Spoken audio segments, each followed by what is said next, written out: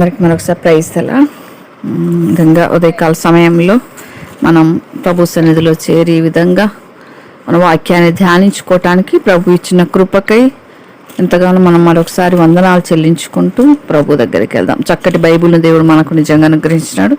అందుకు దేవునికి మరొకసారి వందనాలు చెప్దాం. ఎందుకంటే ఏ విధంగా లోకంలో నడవాలో, ఏ విధంగా జీవించాలో, ఏ విధంగా మనం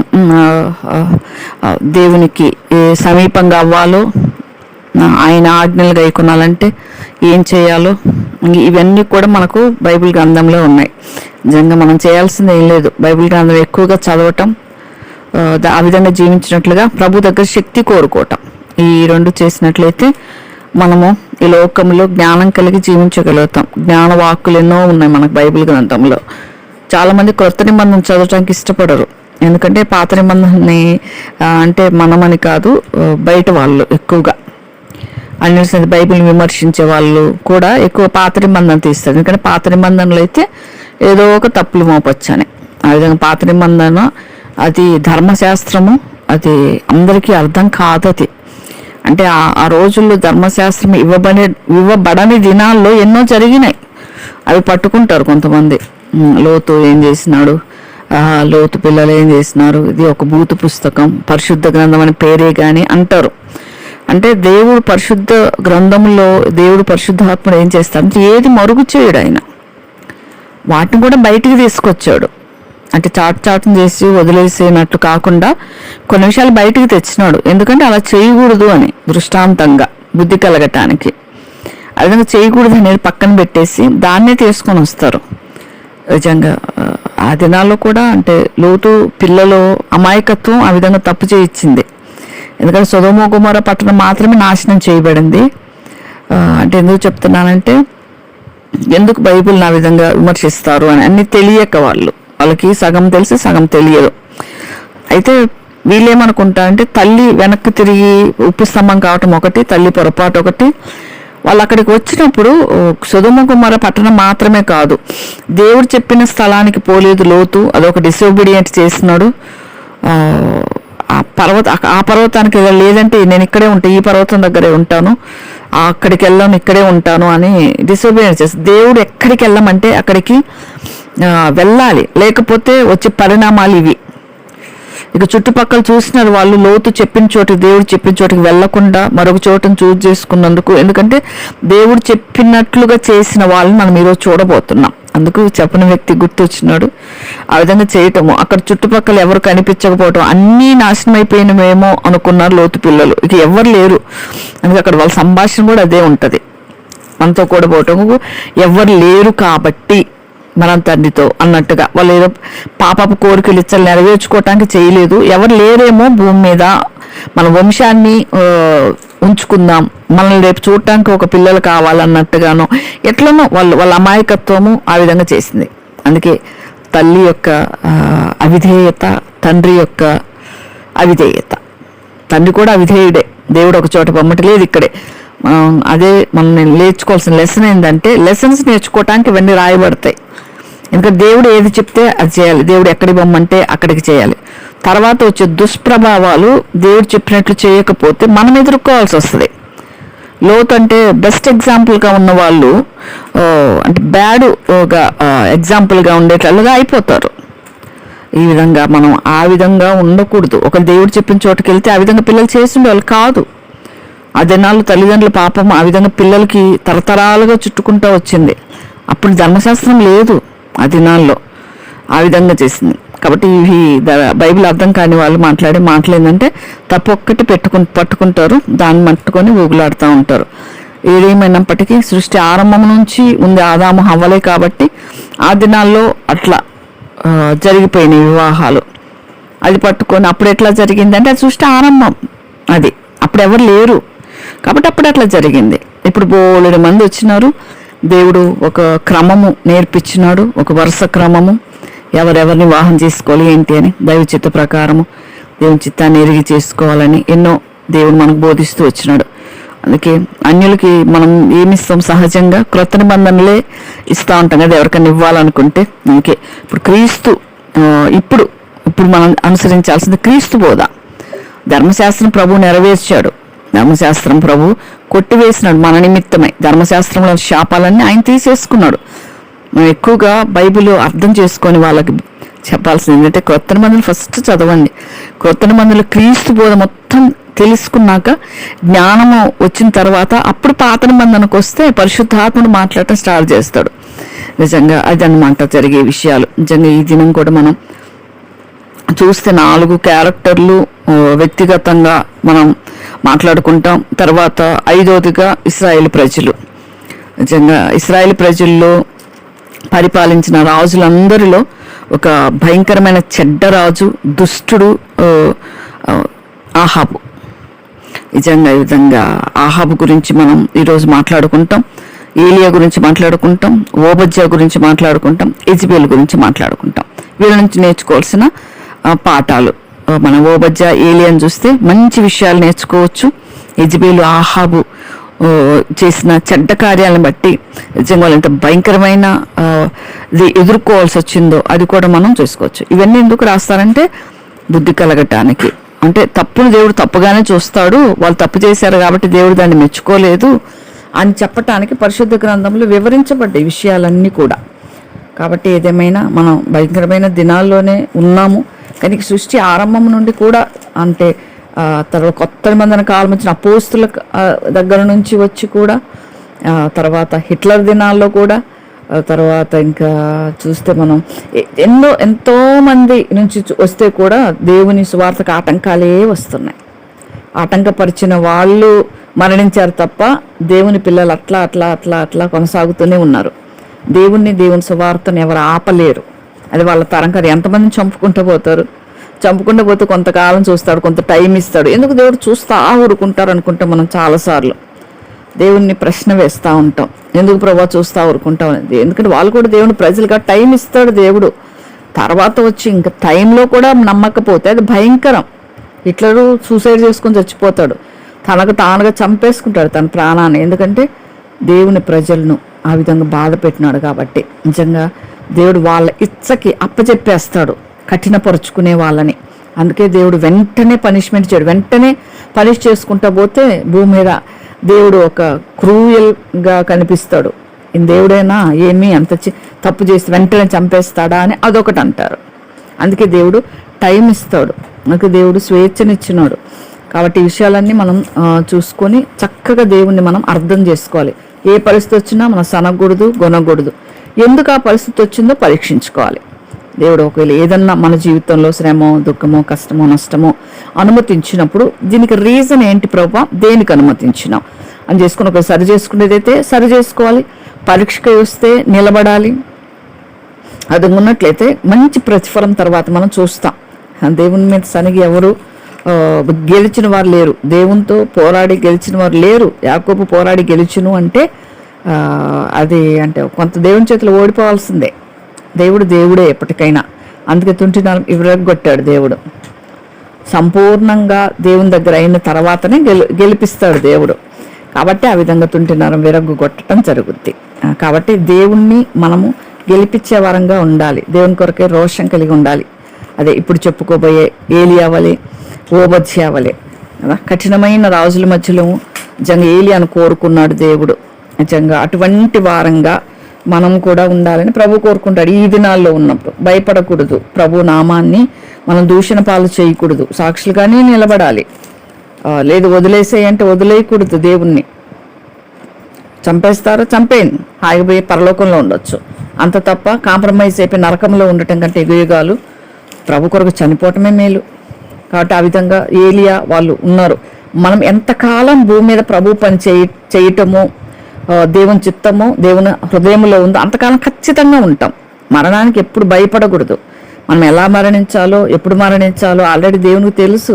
తల్లి గర్భం రూపింపబడక మునిపే, జగత్తు పునాది వేయబడక మునిపే అంత ఎరిగిన దేవుడు మన మరణాన్ని గురించి భయపడాల్సిన అవసరం లేదు. ఏదైనా పరిస్థితి వస్తే భయపడాల్సిన అవసరం లేదు. ఒకవేళ దేవుడు దాన్ని మనకు వద్దు, ఈ పరిస్థితి బిడ్డకు వద్దు అనుకుంటే ఆయన ఖచ్చితంగా తీసేస్తాడు. మనం అడిగినప్పుడు మనం అడగాలి కూడా, తీసేస్తాడు దేవుడు. ఆ పరిస్థితి దేవుడు అనుమతించాలనుకున్నప్పుడు మనం తప్పించుకోలేం. దాన్ని బట్టి భయపడతా మనము జీవించటం అవసరం లేదు. ప్రభు ఖచ్చితంగా స్వస్థపరచాలి, ఎందుకంటే ఖచ్చితంగా స్వస్థపరుస్తాడు, బాగు చేస్తాడు. భయం సగం రోగాన్ని ఎక్కువ చేస్తుంది. ఏది వచ్చినా భయపడకూడదు. అందుకే దేవుడు సంవత్సరానికి సరిపడా భయపడకమో అని అన్నిసార్లు చెప్పింది. అందుకు ఎక్కువ మనుషులకు ఉండేది భయమే కాబట్టి ఎక్కువసార్లు చెప్పాడు. ఎక్కువ మనం ఏదైతే చేయలేమో దాన్ని ఎక్కువసార్లు చెప్తాడు ప్రభు, ఎవరైనా పేరెంట్స్గా పిల్లలకైనా ఎవరైనా. కాబట్టి ఎక్కువగా మనం భయపడే వాళ్ళం కాబట్టి ప్రతిదినం కూడా భయపడకుమా అని చెప్పేలాగా చెప్పినాడు దేవుడు. నిజంగా భయపడకూడదు దేనికి కూడా. నిజంగా ప్రభు కొరకే నిలబడిన ఓబద్య ప్రభు కొరకే తెగించినాడు, ఏలియా తెగించినాడు. ఆ విధంగా ప్రభు కొరకే నిలబడాలి. కాబట్టి మనం నీతి కొరకై శ్రమలు పొందాలి. పరీక్ష కొరకై ప్రభు పరీక్షించినప్పుడు దాని కొరకై శ్రమలు పొందితే మేలు. తప్పు చేసి శ్రమ పడితే అది చాలా భయంకరంగా ఉంటుంది. కాబట్టి దేవుని కొరకై జాగ్రత్త కలిగి మనం ఉన్నట్లయితే దేవుడు మనల్ని ఆయన కొరకై నిలబెట్టుకుంటాడు. ఇంకోటి ఆ విధంగా మనం కూడా ఉండాలి. ఈ విధంగా మనము వాక్య భాగంలోకి వెళ్తే ఈరోజు మనము 18 చాప్టర్ 1 కింగ్స్ మొదటి రాజుల 18వ అధ్యాయంలో అనేక దినాలు గడిచిపోయినాయి. 3వ సంవత్సరంలో యెహోవా వాక్కు ఏలియాకు ప్రత్యక్షమైంది. 17వ అధ్యాయం నుంచి ఏలియా వస్తాడు. అక్కడ వచ్చేటప్పటికి అక్కడ కొన్ని మిరాకిల్స్ జరుగుతాయి. నిజంగా దేవుడు కుటుంబాన్ని ఏ విధంగా, ఒక తల్లిని బిడ్డని ఏ విధంగా దేవుడు పోషించాడో అక్కడ వాడుకొని, తను ఒంటరిగా ఉన్న పరిస్థితుల్లో దేవుడు ఏ విధంగా ఒక దైవజనుని పంపి ఎలా పోషించాడో చూసాం. తర్వాత ఆ బిడ్డ చనిపోయినప్పుడు కూడా దేవుడు ఒక గొప్ప కార్యం ఏలియా ద్వారా జరిగిస్తాడు. ఎంత చక్కటి జ్ఞానం తెలుసా! నిజంగా వెట్ట కలుగునట్లుగా ఏలియా బిడ్డ మీద 3 సార్లు పడుకోవటం. నిజంగా ఒక సైంటిఫిక్ ఆలోచన వచ్చింది ఏలియాకి. నిజంగా ఆ విధంగా దేవుని బిడ్డలకి మంచి జ్ఞానాన్ని దేవుడు అనుగ్రహిస్తూ వచ్చినాడు. ఈ తర్వాత 18వ అధ్యాయంలో కూడా కొన్ని మిరాకిల్స్ జరిగినాయి. ఇది చాలా గొప్ప కార్యాలు. ఈ కార్యాలు చేయాలంటే 18వ అధ్యాయంలో ఉన్న కార్యాలు చేయాలంటే చాలా ధైర్యం కావాలి. కరువు వచ్చేసింది. ఏలియాకు దేవుడు ప్రత్యక్షమైన, నేను భూమి మీద వర్షం కురిపించబోతా ఉన్నా, నువ్వు వెళ్ళి ఆహాబు దగ్గరికి వెళ్ళు. అప్పుడు ఆహాబు యెజబేలు కదా, రాజు రాణి. నిజంగా యెజబేలు అని చెప్పగానే తెలియని వాళ్ళు ఉండరు. చెడ్డ రాణి యెజబేలు, రాణి బహు చెడ్డది. ఆ తర్వాత వచ్చేసి అతల్య బహు చెడ్డది. నిజంగా స్త్రీలలో వీళ్ళు చాలా చెడ్డవారు. అంటే మగవాళ్ళని కూడా లెక్క పెట్టరు, భర్తను లెక్క పెట్టరు, భర్తని లొంగ తీసుకుండే వాళ్ళనమాట వీళ్ళు. నిజంగా అందుకే అంటే చూస్తే సృష్టిలో ఎందుకు దేవుడు ప్రకటన గురించి చూశారంటే ఇద్దరు సమానం. అయితే ప్రభు ఏం చెప్తాడంటే నీకు శిరస్సు భర్త అని చెప్తాడు. ఇద్దరు సమానంగా ఉన్నప్పుడు ఏమంటే జ్ఞానం కలిగి సంసారం చేయడానికి, జ్ఞానం కలిగి కుటుంబంలో నడుచుకోవటానికి దేవుడు సమాన హక్కు ఇచ్చాడు. మంచి విషయాల్లో సలహాలు ఇచ్చుకోవటానికి సమాన హక్కు ఇచ్చాడు. దుష్టబోధ చేయటానికి, దుష్ట విషయాలు ప్రోత్సహించటానికి, దుష్టత్వాన్ని ప్రోత్సహించటానికి దేవుడు సమాన హక్కు ఇవ్వలేదు. అందుకే స్త్రీ బలహీనమైన విషయాలు ఏంటంటే ఇట్లాంటి విషయాలు త్వరగా ఏ విషయాలకైనా లొంగిపోతుంది. కాబట్టి దుష్టత్వాన్ని తొందరగా లోపరిచే గుణం స్త్రీకి ఉంటుంది. కాబట్టి పురుషుడికి దేవుడు అధికారం ఇచ్చిన మొట్టమొదట ఆదాము మొదలు సృజించబడిన కదా అంటాడు కదా దేవుడు. ఆదాము మొదటివాడు అయినప్పటికి కూడా స్త్రీలో ఉండే పురుషుడు వచ్చినాడు అని కూడా చెప్తాడు దేవుడు. కాబట్టి ఏదేమైనా ఆ విధంగా స్త్రీ పురుషుడు సమానంగా ఉండాలి. ఎప్పుడు సమానం అంటే తగినట్లుగా వాళ్ళకి సలహాలు ఇచ్చినప్పుడు, అంతేగాని లొంగ తీసుకోమని దేవుడు ఎక్కడ చెప్పలేదు. ఆ విధంగా చేసినప్పుడు హవ్వ ఆదాముకు పండు తినిపించినప్పుడు ఏమైందో మనం చూస్తూ వచ్చినాం. ఆదాము లొంగిపోయినప్పుడు ఏం జరిగిందో మనము చూస్తూ వచ్చినాం. కాబట్టి ఏదేమైనా యెజబేలు అదే పని చేసింది. ఇక్కడ ఫస్ట్ మనం 6 వచనాల్లో మనం చూసినట్లయితే ఈ విధంగా ఏలియా ఆహాబును దర్శించడానికి వస్తాడు. వచ్చినప్పుడు ఆహాబు నువ్వు దర్శించు ఆహాబుని అని దేవుడు సెలవిస్తాడు. అప్పుడు వస్తాడు. వచ్చినప్పుడు షోమ్రోన్లో చాలా ఘోరమైన కరువు వచ్చింది. మన భాషలో చెప్పాలంటే క్షామం అంటే కరువు. అప్పుడు ఆహాబు ఏం చేస్తాడంటే, ఆహాబుకు ఒక గృహ నిర్వాహకుడు ఉంటాడు. అతనే ఓబద్య. ఈ ఓబద్య గృహ నిర్వాహకుడు అంటే తన ఇంట్లో ఉన్న అన్ని విషయాలు చూసుకునేవాడు. అంటే రాజు తర్వాత ఇంకా తనే ఆ గృహానికి అధిపతి అన్నట్టుగా అన్ని విషయాలు చూసుకునేవాడు. అతను దేవుని కొరకు రోషం కలిగిన వాడు. ఏలియాకి తోడుగా ఓబద్యాన్ని దేవుడు ఇచ్చినాడు. గృహంలో ఓబద్యాన్ని పిలిచి, ఈ ఓబద్యా ఎలాంటి వాడు అంటే యెహోవాయందు భయభక్తులు కలిగిన వాడు, చాలా భయభక్తులు కలిగిన వాడు. ఓబద్యా గురించి చూస్తే చిన్ననాటి నుంచే భయభక్తులు కలిగిన వాడు ఓబద్యా. అందుకే దేవుడు ఏర్పరచుకున్నాడు. దేవుడు ఎవరిని ఏర్పరచుకుంటాడంటే దేవుని కోసం ఎవరైతే ధైర్యంగా ఉంటారో వాళ్ళని ఏర్పరచుకుంటాడు. గిద్యోని పిలిచినాడు దేవుడు, లే అంటే నాకు భయం, గానుగ చాటున దాచుకుంటాడు భయపడి. అటువంటి గిద్యోని ఏమంటాడే, పరాక్రమం గల బలాఢ్యుడ లే అంటాడు దేవుడు.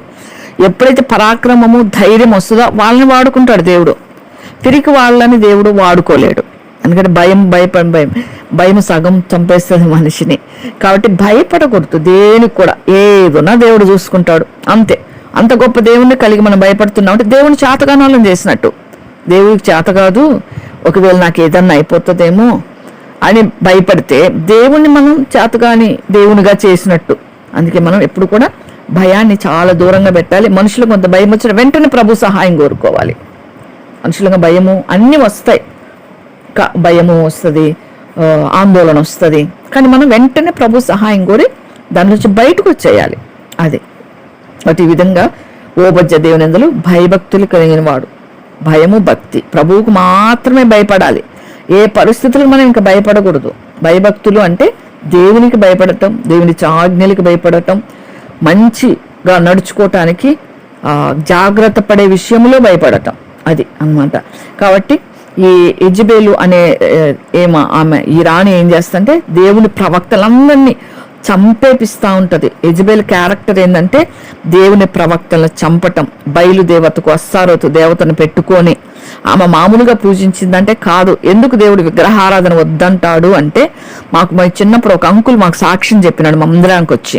ఏమని సాక్ష్యం చెప్పినాడంటే, హిందూ ఆయన హిందూలో నుంచి ప్రభువులోకి వచ్చి, నేను ఎలా ప్రభువు నమ్మానంటే, మేము వెళ్ళే దేవాలయం మీద బూతు బొమ్మలు ఉన్నాయి అంటే వస్త్రాలు లేకుండా అవి బూతు బొమ్మలు అక్కడ ఉండాలని చూసి, ఏంటి దేవుడు పరిశుద్ధుడు కదా, ఈ బూతు బొమ్మలను చూసి ఏం నేర్చుకోవాలి ఈ గుడి ముందుకు వచ్చి అని చెప్పి నాకు ఆలోచన వచ్చింది.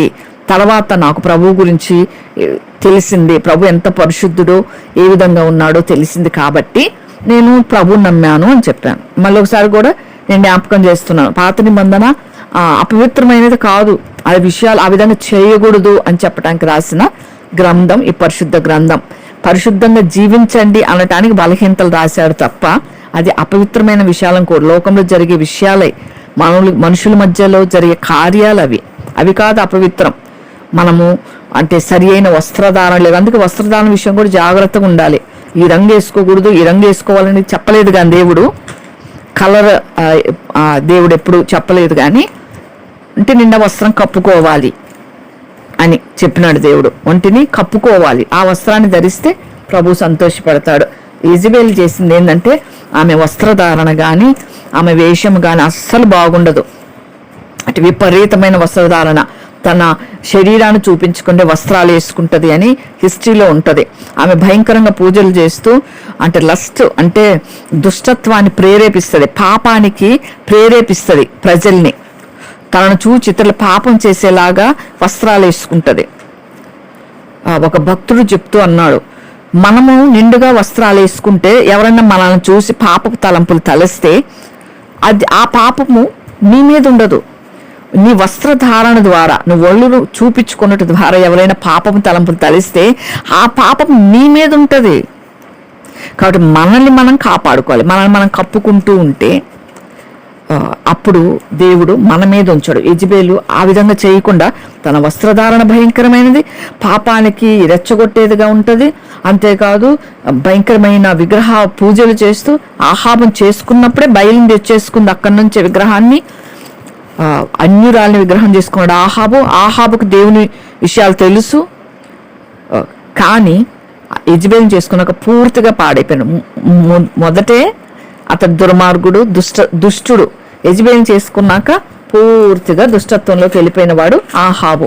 నిజంగా భయంకరమైన దుష్టుడు అని ఉంది. ఇశ్రాయేలు రాజులు పరిపాలించిన అందరికంటే దుష్టుడు అనుంది ఆహాబు గురించి. అంత మంచి సాక్ష్యం పొందినాడు. యెజబెలు భయంకరమైన స్త్రీ. నిజంగా తన విచ్చలవిడిగా జీవించేది, తన ఇష్టానికి, నాకు చెప్పేవాళ్ళు లేరు అన్నట్టుగా, ఎవరికీ భయపడదు. బయలును పూజిస్తూ తన అర్పితాలు అర్పిస్తూ తన ఇష్టానికి జీవిస్తూ ఆహాబును కూడా ఏల్తుంది ఆమె. ఆహాబు కూడా ఆమె చెప్పినట్టు చేసేవాడు. ఆ విధంగా ఉంది. కాబట్టి అందుకే దేవుని బిడ్డలు కట్టడలు నియమాలు దేవుడు పెట్టింది. అందుకు నిజంగా స్త్రీకి నిజంగా ప్రపంచంలో అందము అనేది ఎక్కువగా ఏంటంటే స్త్రీ అని అంటా ఉంటారు. అంతే కదా, కామన్గా ఏదన్నా చూడాలంటే అందం స్త్రీ అంటారు. ఆ దేవుడి అందాన్ని జాగ్రత్తగా కాపాడుకోవాలి. అది దేవుడు చెప్పింది. కప్పుకోవాలి వంటిని, అది దేవుడు చెప్పింది. అలా ఇష్టానుసారంగా చేసి దేవా నన్ను కాపాడు అంటే కాదు. ఆ విధంగా యెజబెలు చేసినట్లు చేయకూడదు. అందుకంటే యెజబెలు ఆత్మ అని కొంతమంది అనుకోకుండా ఊత పదంలాగా అంటా ఉంటారు. ఎవరైనా చూస్తే యెజబెలు ఆత్మ, వాళ్ళకి యజమాల ఆత్మ ఉంది అని.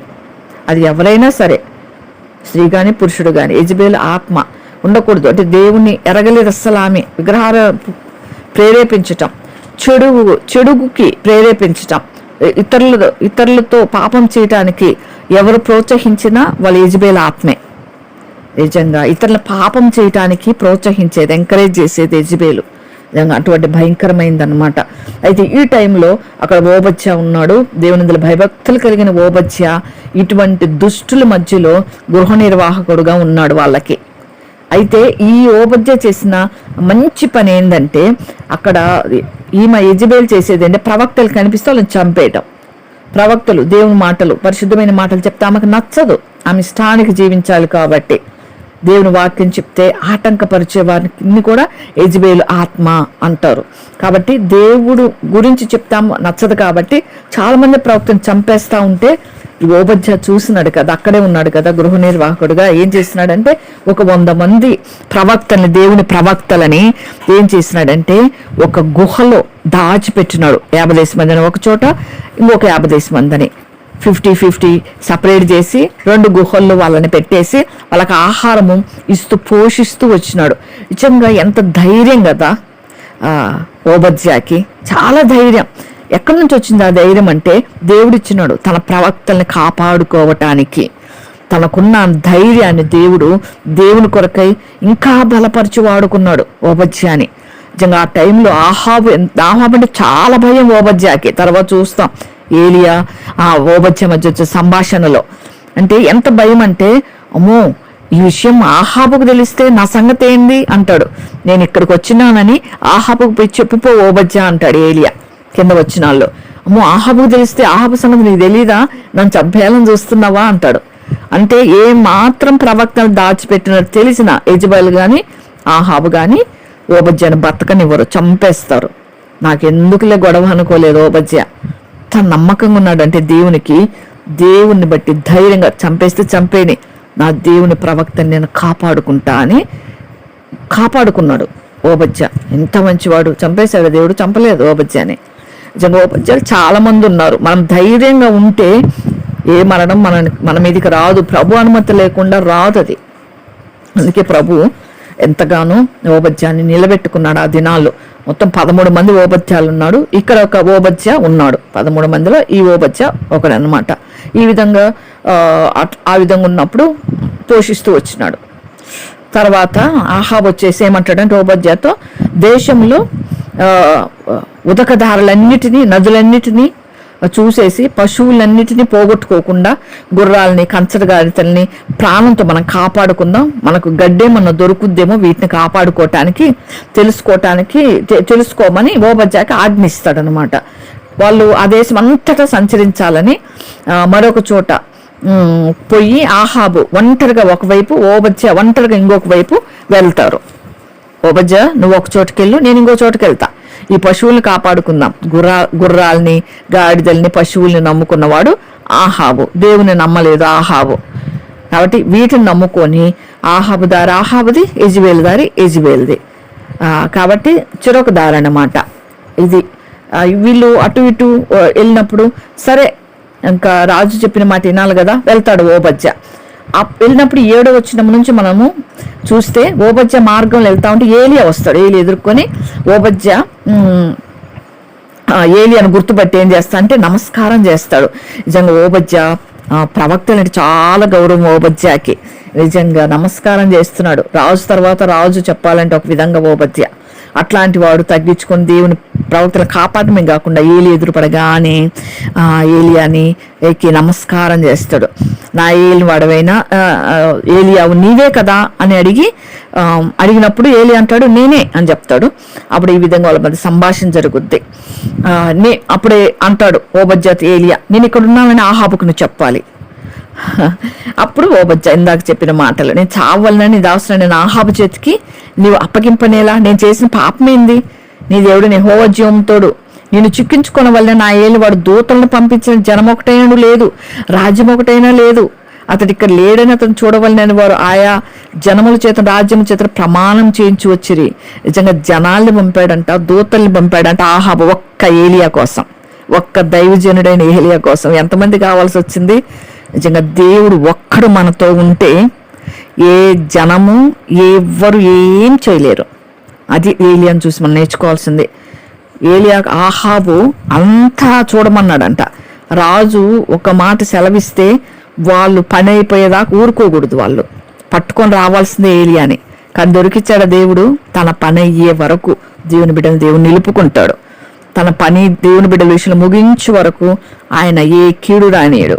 అక్కడికి ఏలియా ఒక చోట తర్వాత అంటాడు నేను చచ్చిపోతా అంటాడు. యెజెబెలు చంపేస్తా అంటది లాస్ట్లో మనం చూస్తాం.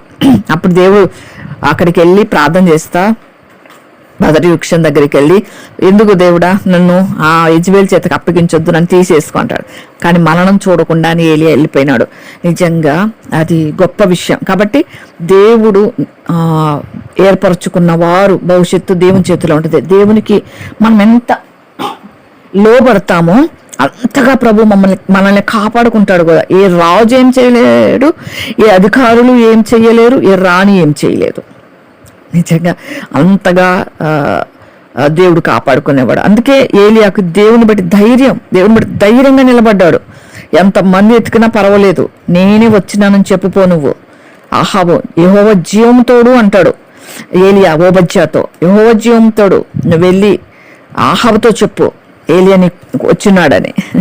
నువ్వు వెతికిస్తున్నావు కదా, నువ్వు వెతికితే నేను దొరకను, నా దేవుడు పంపిస్తే నీకు దొరుకుతా అన్నట్టుగా ఏలియా జవాబిచ్చినాడు 12వ వచనంలో. కాబట్టి అయితే నేను యుద్ధ నుండి క్షణమంది యెహోవా నాకు ఆత్మ నాకు తెలియని స్థలం నిన్ను కొంచుపోను. భయపడతాడు, ఎందుకంటే దేవుని ఆత్మ మాత్రమే ఏలియాని నడిపిస్తుంది అని ఓబద్యాకు తెలుసు. దేవుని ఆత్మ ఎక్కడికి దిశపోతే అక్కడ ఏలియా ఉంటాడు. దేవుని ఆత్మ తెలిసిన వాళ్ళే ఆత్మ విషయాలు గ్రహిస్తారు. దేవుని ఆత్మ ఏలియాని ఎక్కడికి తీసుకెళ్తే అక్కడ ఏలియా ఉంటాడు. అదే మాట అంటున్నాడు ఇక్కడ ఓబద్యా.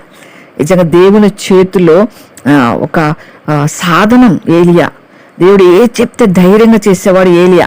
అందుకే మరలా ఏలియా క్రొత్త నిబంధనలో యోహానుగా వచ్చాడు అంటాడు కూడా ప్రభు. ఆ మాటని మనం చూస్తే ఉంటుంది, చూద్దాం బైబిల్లో.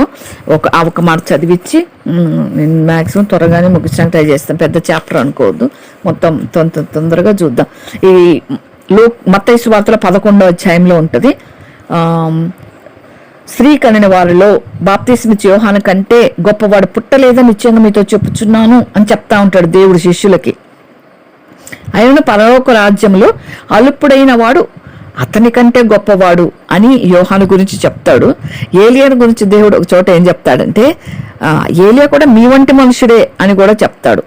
ఆ తర్వాత ఇంకా చెప్తూ ఇక్కడ లూకా 11:12లో మత్తయి సువార్త 11:12లో బాప్తిస్మిచ్చి యోహాను దినం మొదలుకొని ఇప్పటి వరకు పరలోక రాజ్యము బలాత్కారంగా పట్టుబడుచున్నది అని చెప్తూ యోహాను కాలము వరకు ప్రవక్తలందరూ ప్రవచిస్తారు, ధర్మశాస్త్రము సహా ప్రవచించుచున్నది.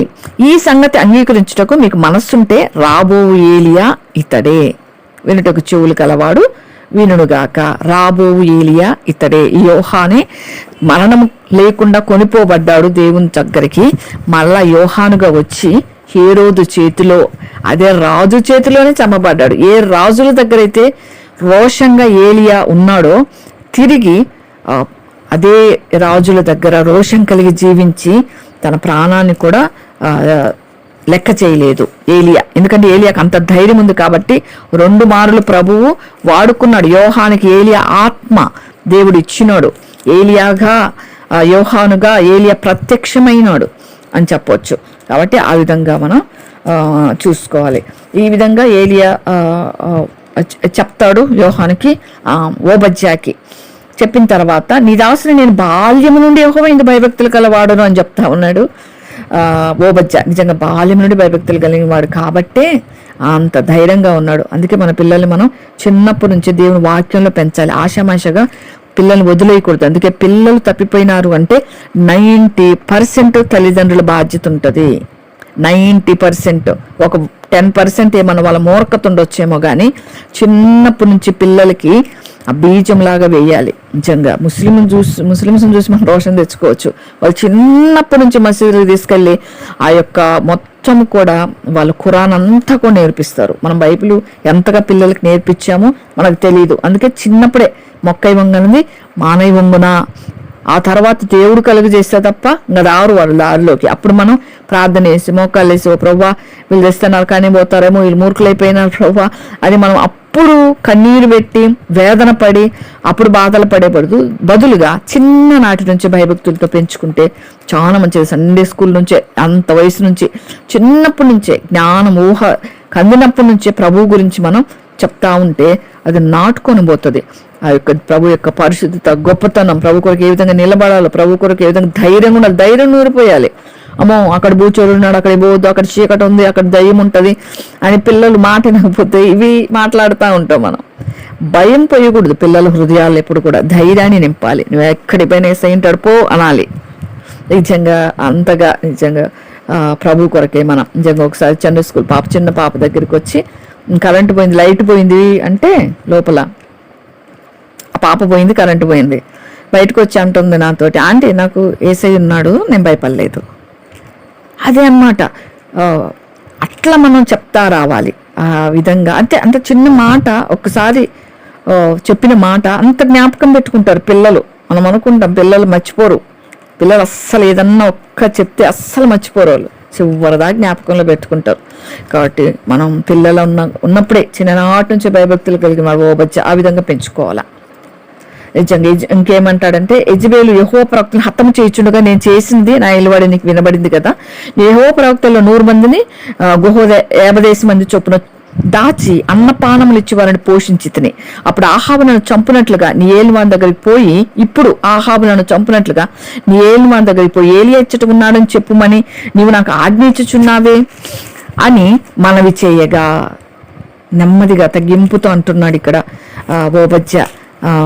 నువ్వు ఎట్లా చేస్తున్నావు, ఏంది ఏలియా గారు, నన్ను చంపేస్తారు కదా ఆయన ఆహాబు అని మనవి చేసుకుంటున్నాడు. అప్పుడు ఏలియా ఏమంటున్నాడంటే, ఏలియా అసలు భయపడ్డాడు కదా.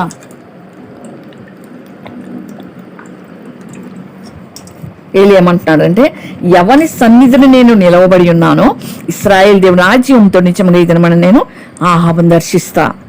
అప్పుడు ఓబద్యా, అమ్మో ఇంకా తప్పించుకోలేను, నాకంటే ధైర్యవంతుడు ఉన్నాడు, నేను 100 మంది ప్రవక్తల్ని దాచిపెట్టే ధైర్యంగా నేనుంటే ఈయన ఎదురుగా ఆహాబు ఎదురుగా రావటానికి ధైర్యంగా ఉన్నాడు, ఇక కష్టమే అనుకున్నాడు. ఓబద్యా ఇంకా ఆహాబుని ఎదుర్కోవటానికి పోయి వర్తమానం చెప్పేస్తాడు. ఏలియాను కలుసుకుంటకే ఆహాబు బయలుదేరతాడు. ఇది 16 వచ్చిన వరకు. తర్వాత 15 నుంచి 19 చూస్తే ఆహాబు ఏలియాను చూస్తాడు, ఏలియాను కలుసుకుంటాడు. అప్పుడు ఏమంటున్నాడంటే ఆహాబు, ఇశ్రాయేల్ వారిని శ్రమ పెట్టువాడు నీవే కావా అని అతనితో అనగా, అంటే నువ్వేమో దేవుని గురించి చెప్తా ఉన్నావు, వాళ్ళేమో దేవుని నమ్ముతా ఉన్నారు, మేమేమో వాళ్ళని చంపేస్తున్నాము, నా భార్య యెజబేలు వాళ్ళ ప్రవక్తను చంపేస్తా ఉంది, మరి ఆ కోణంలో నుంచి అన్నాడేమో, ఇశ్రాయేల్ బాధ పెట్టువాడో నీవే కావా. దేవుని నమ్మితే బాధ పెట్టడమా, దేవుని విషయాలు చెప్తే, దేవుని గురించి రోషంగా చెప్తే బాధ పెట్టడమా? ఇది ఆహాబు యొక్క దయ్యపు జ్ఞానం. అప్పుడు అతడు, నేను కాదు, యెహోవా ఆజ్ఞలు గైకొనకుండా బయలుదేవతను అనుసరించు నీవు నీ తండ్రి ఇంటి వారు ఇశ్రాయేలు వాళ్ళని శ్రమ పెట్టు వాళ్ళై ఉన్నారు, నువ్వు నీ తండ్రి ఇంటి వాళ్ళు. యెరోబాము మొదలుకొని యెరోబాము అంచండి ఎట్లా తన కుటుంబానికి వినాశనం తెచ్చుకున్నాడు. మనం విన్నాం కదా, జ్యోతి అక్క చెప్పినారు యెరోబాము గురించి. కుటుంబానికి శాపం తెచ్చిపెట్టినాడు, వెతికి చంపేసినారు యెరోబాము వారిని. నిజంగా ఆ దినాలు రాజుల దినాలు కాబట్టి చంపేస్తారు ఇంకంతే, ఎవరిని మిగలనివ్వకుండా. నిజంగా ఆ విధంగా చేసుకున్నారు. వాళ్ళకి వాళ్ళే తెచ్చుకుంటున్నారు చావు. చివరికి ఆహాబు ఇశ్రాయేలుని బాధ పెట్టావు నీవే అన్నాడు. ఆహాబు మరణం ఏ విధంగా ముందుకు మనం చూడొచ్చు, ఏ విధంగా చచ్చిపోయినాడు. ఏలియా ఏదైతే ప్రవచనంగా చెప్పినాడో ఎలా చచ్చిపోతారని యెజబెల్ ఆహాబు గురించి అదే విధంగా చచ్చిపోయాడు. నీ రక్తం కుక్కలు నాకుతాయని చెప్పిన యెజబెల్ అదే విధంగా అయిపోయింది. నిజంగా దేవుడు చెప్పిన ఏ మాట నిరర్ధకము కాదు. దేవుని ప్రవక్తల ద్వారా వచ్చిన మాట ఏది నిరర్ధకము కాదు. కాబట్టి ఏలియా విధంగా ప్రవచించినాడు. యెహోవా ఆజ్ఞను గైకొనకుండా నువ్వు చేస్తున్నావు. మీరే ఇశ్రాయేలు వారిని శ్రమ పెడతా ఉన్నారు, ప్రవక్తని శ్రమ పెడుతున్నారు, నిజదేవుని వదిలేసినారు. యెజబెలు, నీ భార్య యెజబెలు బయలు ప్రవక్తలను పోషిస్తూ ఉంది, దేవుని ప్రవక్తను చంపేస్తుంది, అసహ్యకరమైన విషయాలను ప్రోత్సహిస్తుంది, పాపానికి ప్రోత్సహిస్తుంది. వాళ్ళు కదా బాధ పెట్టేది నిజంగా. కాబట్టి ఇప్పుడు నువ్వేం చేయాలంటే ఆహాబు అంటున్నాడు ఏలియా, 450 మంది ఉన్నారు కదా మీ యొక్క ప్రవక్తలు, బయలు ప్రవక్తలు, ఆషేరాదేవి ప్రవక్తలు, 400 మందిని నా యొద్దకు నేను కర్మేలు పర్వతానికి వెళ్తా, అక్కడికి పంపించు, అక్కడికి పిలిపించు అని చెప్తున్నాడు. అక్కడ ఏం చేస్తాడో మనం 20వ వచనం నుంచి మనము చూస్తాం. 20వ వచనం నుంచి 29 వరకు ఆహాబు ఇశ్రాయేలు వాళ్ళందరినీ వాళ్ళ దగ్గరికి దూతల్ని పంపించేసి వాళ్ళ ప్రవక్తల్ని బయలు ప్రవక్తల్ని వాళ్ళని కర్మేలు పర్వతానికి తీసుకొని వస్తాడు. అప్పుడు ఏలియా ఏం చేస్తాడంటే జల్లందరి దగ్గరకు వస్తాడు. వచ్చి ఇశ్రాయేలు ప్రజలకి ఏం చెప్తున్నాడంటే, మీరు ఎన్నాళ్ళ మటుకు 2 తలంపుల మధ్య ఉంటారు. యెహోవా దేవుడైతే దేవుణ్ణి అనుసరించండి, బయలు దేవుడైతే వాళ్ళని అనుసరించండి, ఆనే ప్రకటన చేయండి. నిజంగా ఎందుకు రెండు మధ్య? అందుకే దేవుడు అంటాడు, ఉంటే ఇటు ఉండాలి, లేదంటే అటు ఉండాలి. సగం సగం. నిజంగా ఈ దినాల్లో సందర్భం వచ్చింది కాబట్టి జ్ఞాపకం వచ్చింది. యూదులు కూడా సగం సగంగా, ఇంకా ధర్మశాస్త్రంలోనే ఉన్నారు యూదులు. రీసెంట్గా నేను చూసినాను యూట్యూబ్లో, యూదులు గుంటూరులో యూదులు ఉన్నారు, ఇంకొక దగ్గర ఎక్కడ ఉన్నారంటే యూదులు అక్కడక్కడ చెదిరిపోయినారు కదా. యూదులు అంటే దేవుడు చెప్తాడు కదా చెదరగొట్టబడతారని, యేసు ప్రభు సిలువ వేయబడేటప్పుడు ఆ విధంగా చెదిరిపోయినారు. నిజంగా దేవుడు చెప్పిన ఏమన్నా నిరర్ధకం కాదు. గుంటూరులో యూదులు ఏంది అనుకుంటాం, ఇక్కడ యూదులకి అంత ప్రాముఖ్యత ఉండదు, అంత విలువ కూడా ఉండదు. అలాగే యూదులు అంటే యూదుల రాజుగా దేవుని ద్వారా వాళ్ళకి వచ్చింది ఆ ఘనత. నిజంగా యూదా గోత్రం మనలోంచి ప్రభు వచ్చినాడు, యూదా గోత్రపు సింహం. నిజంగా ఆ ఘనత వాళ్ళే పోగొట్టుకున్నారు యేసు ప్రభు సిలువ వేసిన తర్వాత. మా మీద మా పిల్లల మీద ఉండనుగా కానీ ఆ విధంగా చెదిరిపోయి, మొన్న వాళ్ళ మందిరం చూసినాను నేను అక్కడ లైవ్లో. వాళ్ళ మందిరం అంతా వాళ్ళు వీడియో తీస్తున్నారు, ఒక దేవుని బిడ్డ అక్కడికి వెళ్ళి అది పెట్టినారనమాట యూట్యూబ్లో. వాళ్ళు యూదులు చెప్తా ఉన్నారు వాళ్ళ విషయాలు. పరిశుద్ధ గ్రంథ ధర్మశాస్త్రం లేదుంది అని చెప్తారు. మేము యేసుక్రీస్తు నమ్మము, ఎందుకంటే యేసుక్రీస్తు ప్రభు రోమీల చేత యేసు ప్రభు చంపబడినాడు అంటే మేము అది అంగీకరించాం. రోమీలు చంపటం ఏంది? యూదుల్ని రోమీలు చంపటం ఏంది? అంటే నేను యూదుల్లోంచి వచ్చాడు కదా యేసు ప్రభు. యెహోవా దేవుడునే మేము నమ్ముతాం, యెహోవా దేవుడు మాకు మళ్ళీ అతను ఒక్కొక్కరు ఒక్కొక్క మాట చెప్పినారు. మాకు మళ్ళా దేవుడు రాబోతున్నాడు, క్రీస్తుగా వస్తాడు, ఇంకా రాలేదు, ఆయన మెస్సియా. ఎక్కడి నుంచి వస్తాడంటే మా యూదుల్లో నుంచే వస్తాడు. యెరూషలేములో అందరికి ఒకే దేవుడుగా పరిపాలన చేస్తాడు. అది క్రీస్తు విరోధి, అది వాళ్ళకి తెలియట్లేదు. నిజంగా అది నమ్ముతున్నారు యూదులు. అందుకే కదా యూదులకి రక్షణ లేదు, ఎందుకంటే యేసుప్రభుని అంతగా చంపి పడేసినారు కాబట్టి వాళ్ళు నమ్మట్లేదు. యెహోవాయే దేవుడు, యేసుప్రభు దేవుడు కాదు. ప్రాణం పెట్టకుండా రక్తం కార్చకుండా రక్షణ రాదు, వాళ్ళకి రక్షణ లేదు. ఎవరైతే తర్వాత ఎరుగుతారు వాళ్ళు, తర్వాత 600 ముద్ర వచ్చిన శ్రమల కాలంలో అయ్యో ఈయన కాదు మెస్సియా, నిజముగా దేవుడు చెప్పింది నిజము, సిలువ వేయబడిన వారు యేసుప్రభు వారే, మేము నమ్మకపోతేనే అప్పుడు ఎవరైతే పశ్చాత్తాపడి ఆ శ్రమలకు నిలబడతారో వాళ్ళకు మాత్రమే రక్షణ. యూదులు మాత్రమే తిరిగి పశ్చాత్తాపడితే శ్రమ దినాల్లో నిలబడ్డ వారికి రక్షణ ఇస్తాడు దేవుడు. నిజంగా ఆ విధంగా యూదులు ఇప్పటికి కూడా ఉన్నారు, చెదిరిపోయినారు యూదులు. గుంటూరులో కూడా ఉన్నారని చూస్తే నాకు చాలా ఆశ్చర్యం వేసింది. కొన్ని విషయాలు వాళ్ళ భాషలో కూడా చెప్పినారు. నిజంగా అది చాలా ఆశ్చర్యం అనిపించింది. మాకు కాంటాక్ట్స్ ఉన్నాయి అక్కడికి ఇక్కడికి, ఇస్రాయేల్ వారికి మాకు ఫోన్స్ చేస్తుంటారు. మా వాళ్ళు మాకు ఫోన్లు చేసి ఎప్పటికప్పుడు విషయాలు చెప్తుంటారు. ఇక అంటే ఎప్పుడైతే యెరూషలేములో మందిరం కట్టబడుతుందో, కట్టబడే సమయానికి మాకు వాళ్ళు ఫోన్ చేసి రమ్మంటారు, మేము కూడా అక్కడికి వెళ్ళిపోతాం, అప్పటి వరకు మేము ఇక్కడ ఉంటాము అని చెప్పారు వాళ్ళు. నిజంగా అది నిజంగా అంటే ఇవన్నీ నెరవేరుతున్నాయి కదా, నిజంగా దేవుడు చెప్పినవి. నిజంగా యూదా ప్రజల విషయంలో, యూదుల విషయంలో దేవుడు చెప్పినవి నెరవేరుతా ఉన్నాయి, వాళ్ళే నోటితో చెప్పారు. కాబట్టి యేసు ప్రభుని ఎవరైతే స్వరక్షకుడుగా అంగీకరిస్తారో వారికి మాత్రమే పరలోకం. ఈ విధంగా వీళ్ళు కూడా ఈ విధంగా చేస్తున్నాడు. అంటే రెండు మధ్య తలబడుతున్నారు. దేవుడు ఇచ్చిన క్రొత్త నిబంధన, పాత నిబంధన, క్రొత్త నిబంధన రెండు జత చేసినాడు, దాన్ని డివైడ్ చేయకూడదు. వీళ్ళు ఏం చేస్తున్నాడు, బయలు ప్రవక్తలకి అందుకే రెండుగా ఉండొద్దు, రెండు తలంపుల మధ్యలో ఉండొద్దు అని ఏలియా ప్రవక్త ఇక్కడ సవాల్ చేస్తున్నాడు. సవాల్ చేసేప్పుడు ఏలేమంటాడంటే, యెహోవా ప్రవక్త ఉన్న వారిలో నేను ఒక్కడనే శేషించి ఉన్నా, నేను ఒక్కడనే, పర్వాలా మీరు ఎంతమంది ఉన్నారు, 400 మంది, నేను ఒక్కడిని ఇటు నిలబడతా, మీరు ఎటు నిలబడండి. అయితే బయలు ప్రవక్తలు ఏం చేయాలంటే 450 మంది ఏం చేయాలంటే, మాకు 2 పాలు ఎడ్లనియండి. వారు వాటిలో ఒకదాన్ని కోరుకొని ఒక్క ఎద్దుని తునకలుగా చేసేసి కింద అగ్ని పెట్టాలి. మీరు అంటే కింద అగ్ని ఏం పెట్టకూడదు, దాని కట్టెల మీద మాత్రం పెట్టాలి. కట్టెలు పేర్చండి, కట్టెల మీద మీరు ఏదైతే ఖండాలుగా ఖండించినారో దాన్ని తునకలుగా చేసి దాని మీద పెట్టండి. ఆ ఎద్దుని రెండో ఎద్దుని చేసి సిద్ధం చేసి, కింద అగ్ని దాంట్లో కూడా ఉండకూడదు, ఇంకా దాన్ని కట్టెల మీద మీరు ఉంచాలి. తర్వాత మీరు మీ దేవతల పేరును బట్టి ప్రార్థన చేయండి. మీ బయలు దేవతను పెట్టి ప్రార్థన చేస్తారో, ఇంకేమేమి ఉన్నాయో మీ దేవతలు, మీరు ఏ దేవత నమ్ముతున్నారో ఆ దేవత పెట్టి ప్రార్థన చేయండి. తర్వాత మీరు దేవతల పేరు బట్టి ప్రార్థన చేసిన తర్వాత నేనేం చేస్తా అంటే యెహోవా నామం బట్టి ప్రార్థన చేస్తా. ఏ దేవుడు కట్టెలని తగలబెట్టుడు చేత ప్రత్యుత్తరం ఇచ్చినో ఆయనే దేవుడని నిశ్చయిద్దాం రండి అని పిలుస్తాడు. దేవుడు సవాల్ చేస్తున్నాడు ఇక్కడ ఏలియా.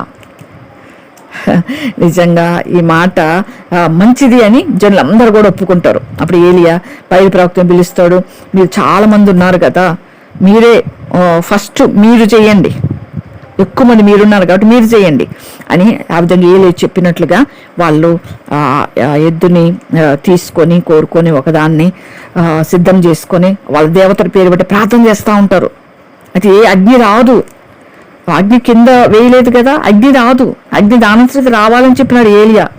నిజంగా తీసుకొని సిద్ధం చేసి ఉదయం వరకు సాయంత్రం మొదలుకొని మార్నింగ్ వరకు బయలా మా ప్రార్థన ఇను అని బయలుపేరు మీద ప్రార్థన చేస్తున్నారు. కానీ ఒక్క మాట కానీ ప్రత్యుత్తరం లేదు, మాట్లాడలేదు.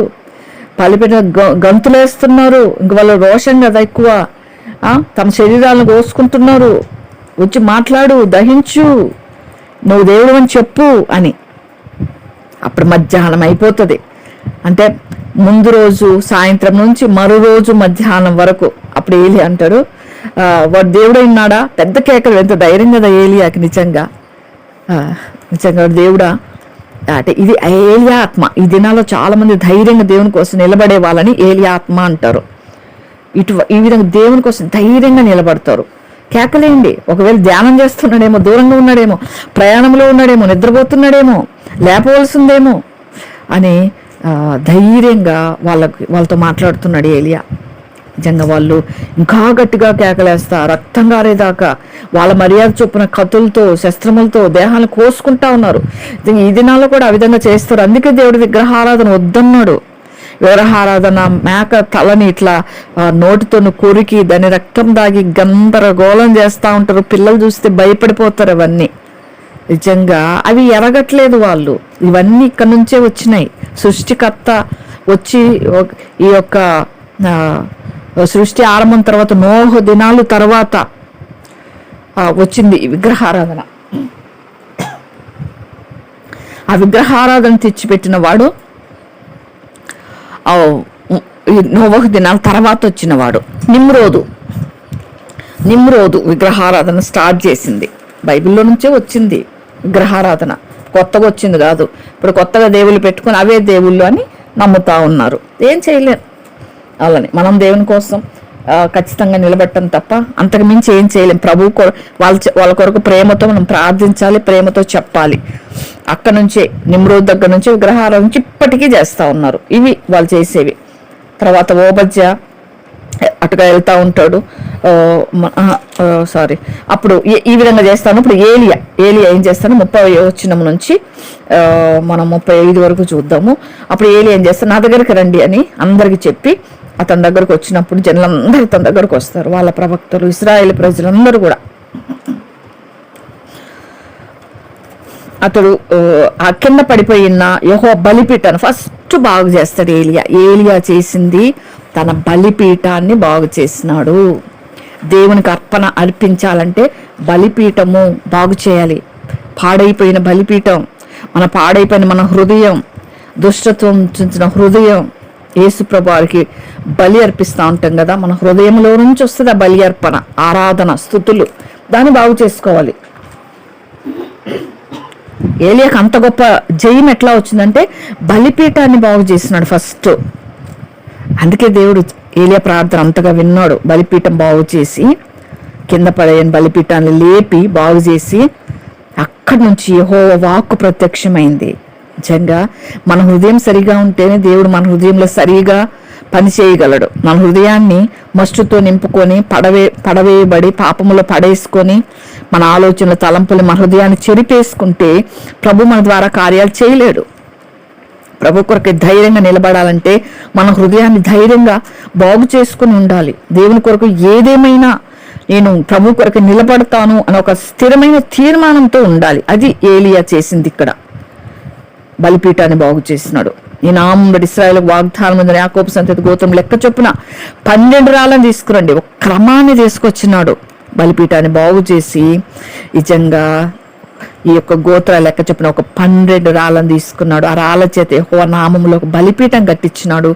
దాని చుట్టూ 2 మానికల గింజలు పట్టినంత లోతుగా కందకాన్ని త్రవ్వించినాడు. కట్టెల్ని పేర్చినాడు, ఎద్దును తునకలుగా కోసినాడు, ఆ కట్టెల మీద పెట్టినాడు. జనాలందరూ చూస్తూ ఉంటే మీరు 4 తొట్ల నిండా నీళ్లు నింపి దహనబలి మాంసం మీద కట్టెల మీద నీళ్లు పోయమని చెప్తున్నాడు. ఇంకా అసలు నీళ్లతో తడిచిన కట్టెలు అసలు మండుతాయా? నిజంగా తడి మీద మంట రావటం కష్టం కదా. నిజంగా ఆ కట్టెల మీద నీళ్లు పోయమని చెప్పారు. అది అయిపోయిన తర్వాత రెండోసారి మళ్ళీ అట్లనే చేయండి అని చెప్తారు. రెండోసారి కూడా అట్లే చేస్తాడు. మళ్ళీ మూడోసారి కూడా చేయమంటారు. నిజంగా అది తండ్రి కుమార పరిశుద్ధాత్మ దేవుడు లాగా 3 మారులు నిజంగా నేను అనుకుంటా తండ్రి కుమార పరిశుద్ధాత్మ శక్తిని పొందుకున్నాడు. నిజంగా 3 సార్లు చేసి అప్పుడు ఆ నీళ్ళు ఒక బలిపీఠం చుట్టూ పొర్లి పారినంతగా నీళ్లు పోసినాడు. నిజంగా కందకాన్ని నీళ్లతో నింపేసినాడు. తర్వాత 36 నుంచి చూస్తే అస్తమయం, ఉదయకాలమే నైవేద్యం అర్పించే సమయంలో వేకువనే, అందుకే వేకువనే మనం ప్రార్థన చేయాలి. వేకువనే లేసినాడు. నిజంగా ఏలియా దగ్గర వచ్చి ఇలాగో దేవుని దగ్గరకు వచ్చి ప్రార్థన చేస్తున్నాడు. యెహోవా అబ్రహాం, ఇస్సాకు, ఇశ్రాయేల్ దేవా, ఇశ్రాయేల్ మధ్య నువ్వు దేవుడు అయినావని, నేను నీ సేవకుడనైనాని, ఈ కార్యములను నీ సెలవు చేస్తున్నానియు ఈ దినమున కనపరచయ్యా. యెహోవా నా ప్రార్థన ఆలకించు. యెహోవావైన నీవే దేవుడివై ఉన్నావని, నీవు వారి హృదయములను నీ తట్టుకు తిరుగజేయుదువనియు ఈ జనులకు తెలియనట్లుగా నా ప్రార్థన అంగీకరించుము. నిజంగా చక్కటి ప్రార్థన చేసినాడు. ఎంత ప్రార్థన చేసినాడు ఏలియా? చిన్న ప్రార్థనే చెప్పాలంటే, చిన్న ప్రార్థన విశ్వాసముతో మంచిగా దేవునికి ఇష్టమైన ప్రార్థన మనం చేస్తే అది చిన్న ప్రార్థన దేవుడు వింటాడు. అందుకే కదా అంటాడు కదా క్రొత్త నిబంధనలు దేవుడు ఏమంటాడంటే, విస్తారమైన మాటలు వద్దు, వచింపవద్దు అంటాడు. విస్తారమైన మాటలు అవసరం లేదు దేవుని సన్నిధిలో. నిజంగా అక్కడే మనం ఎంతవరకు అవసరమో అది ఆత్మ నడిపింపుతో మనం ప్రార్థన చేయాలి. ప్రార్థన కూడా ఆత్మ నడిపింపు ఉండాలి, ఆరాధనకు ఆత్మ నడిపింపు ఉండాలి, వాక్యం చెప్పడానికి ఆత్మ నడిపింపు ఉండాలి.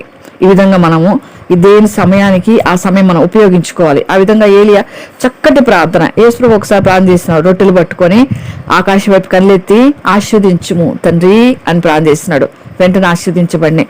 నిజంగా మనము ప్రభు యొక్క ఆత్మశక్తితో చిన్న ప్రార్థన చేసినా అది శక్తివంతమైన ప్రార్థనగా ఉంటుంది.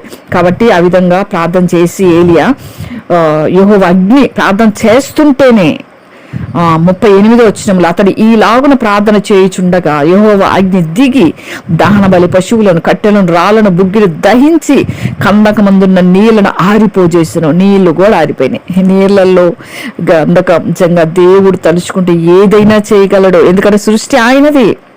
అందుకే సృష్టి చూడలేకపోయింది. యేసుప్రభువు వారు మరణించినప్పుడు మనుషులు చూస్తున్నారు ఎదురుగా నవ్వుతా, పకపకలాడుతా. నిజంగా అందుకే సృష్టి అంటే మానవుడు కూడా సృష్టే, కానీ సృష్టి ఈ సృష్టిలో అంటాం కదా, నిజంగా దేవునికి లోబడే సృష్టి ఇది.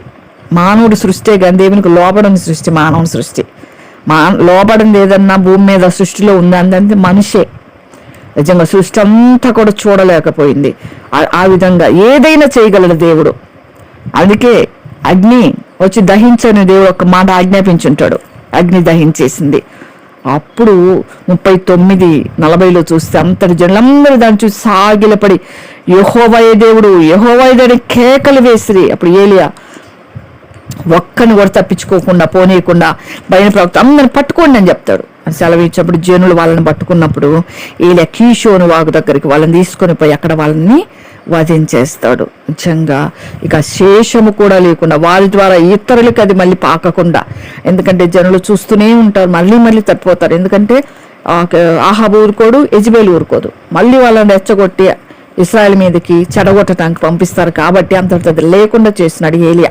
ఇంకా చివరి భాగంలోకి వచ్చేసినాం. 41-46 వస్తే మళ్ళీ ఏలియా ఏం చేస్తారంటే విస్తారమైన వర్షం వచ్చేటట్లుగా నాకు శబ్దం వస్తూ ఉంది. నిజంగా దేవుని ఆత్మతో కనెక్ట్ అయ్యింది ఏలియా ఆత్మ. నిజంగా వర్షం యొక్క ధ్వని ఆలకిస్తున్నాడు. దేవుడు ఏం చెప్తాడు, దేవుని స్వరం మాత్రమే వినేవాడు ఏలియా. దేవుడు ఏం చెప్తున్నాడు గ్రహించేవాడు ఏలియా. నువ్వు పోయి భోజనం చేయమని ఆహాబుతో చెప్తాడు ఏలియా. నిజంగా ఎంత ప్రేమ కదా ఏలియాకి. నువ్వు వెళ్ళిపో, అన్నం తినిపో. ఎంత చెడ్డరాజు అయినప్పటికీ ఆహాబుని దేవుడు ఏలియా వదిలేసినాడు. నువ్వు పోయి ఆహారం తిను. దేవునికి వదిలేసినాడు ఆహాబుని ఏలియా. నిజంగా అనేకమైన విషయాల్లో దేవునికి వదిలేయటం ఎంత ప్రాముఖ్యమో మనం ఇంతకు ముందు కూడా చూసుకున్నాం. ఏది కూడా దేవునికి వదిలేయాలి. ఆ సమయంలో ఆహాబుని ఏమైనా చేయటంలో దేవుడు శక్తి ఇవ్వగలడు. దేవుడు ఏది చెప్తే అదే చేస్తాడు. ఆహాబు నువ్వు వెళ్ళి అన్నం తినిపో. ఆహాబు తినడానికి వెళ్ళినాడు. ఏలియా ఏమో కర్మేలు పర్వతం మీదకి పోయేసి నేల మీద పడి మోకాళ్ళ మధ్య వెంచుకుంటాడు. అంటే ఎక్కువగా బాధపడి ఏడ్చే వాళ్ళు ఏం చేస్తారు, చిన్నపిల్లలు ఎక్కువగా ఏడుస్తా 2 కాళ్ళు పైకి పెట్టి మోకాళ్ళ మధ్యలో పెట్టుకుంటారు కాళ్ళు. వాళ్ళకున్నంత ఫ్లెక్సిబుల్గా మన బాడీ వంగదు కదా. చిన్నపిల్లల్లాగా ఏలియా నిజంగా చక్కగా మోకాళ్ళ మధ్యలో ముఖం పెట్టుకొని ప్రార్థన చేస్తున్నాడు. అప్పుడు దేవుడు ఆ ప్రార్థన విని ప్రత్యక్షమవుతాడు. దేవుడు అతని దాసుని పిలుస్తాడు. పిలిచి నీ పైకి పో, సముద్రం వైపు చూడు అన్నప్పుడు ఆ పైకి ఎక్కేసి చూసినప్పుడు ఏం కనబడలేదు అని చెప్తాడు. మళ్ళీ 7 మారులు ఆ విధంగా చేయమని చెప్పినప్పుడు అతడు వెళ్ళి ఆ విధంగా చేస్తాడు. చూసి 7వ మారు సంపూర్ణము సంఖ్యగా వస్తుంది. 7వ మారు నిజంగా 7వ మారు అతడు చూచినప్పుడు ఇదిగో మనిషి చేయి అంత చెయ్యి మేఘము సముద్రం నుండి పైకి వచ్చుచున్నదనను అని చెప్తాడనమాట ఏలియాకి. ఏలియా పంపించిన అతను నిజంగా చెప్పినప్పుడు ఏలియా ఆహాబు దగ్గరికి వెళ్తాడు. వెళ్ళి నువ్వు ఆహాబు దగ్గరికి పోయి నువ్వు వెళ్లకుండా వర్షం నేను ఆపకుండా నీ రథాలు సిద్ధపరచుకొని చెప్పుపో అని అతన్ని పంపించేస్తాడు. ఏలియా పంపించినప్పుడు అంతలో ఆకాశం మేఘములతో గాలి వానతో కారు కమ్మేస్తుంది, మోపైన వాన. నిజంగా మనం చేసేదే కదా ఏలియా ప్రార్థన. అంచగా వర్షం కురిచింది, పాటలు కూడా రాసుకున్నారు కదా. నిజంగా మనసా ప్రార్థించి వర్షం ఆగిపోయిందని. సృష్టి ఏలియాకు లోబడుతుంది. సృష్టిని ఏలియా చేతిలో పెట్టాడు దేవుడు. ఎందుకంటే ఏలియా దేవునికి లోబడ్డాడు కాబట్టి. మనం దేవునికి లోబడితే ఏదైనా దేవుడు మనకు లోబడేటట్లు చేస్తాడు. మరణం కూడా ఏలియాకు లోబడింది. ఆ బిడ్డను బతికిస్తాడు. ప్రతిదీ బతికేలాగా చేస్తాడు దేవుడు. నిజంగా ప్రతిదీ మన చేతులకు అప్పగిస్తాడు. మనం దేవుని చేతిలోకి పోతే. ఏలియా దేవుని చేతిలో ఉన్నాడు. దేవుడు ఏది చెప్తే చేయమంటాడు. ఆహాబు నిలబడి రాజు ముందు నిలబడతాడు.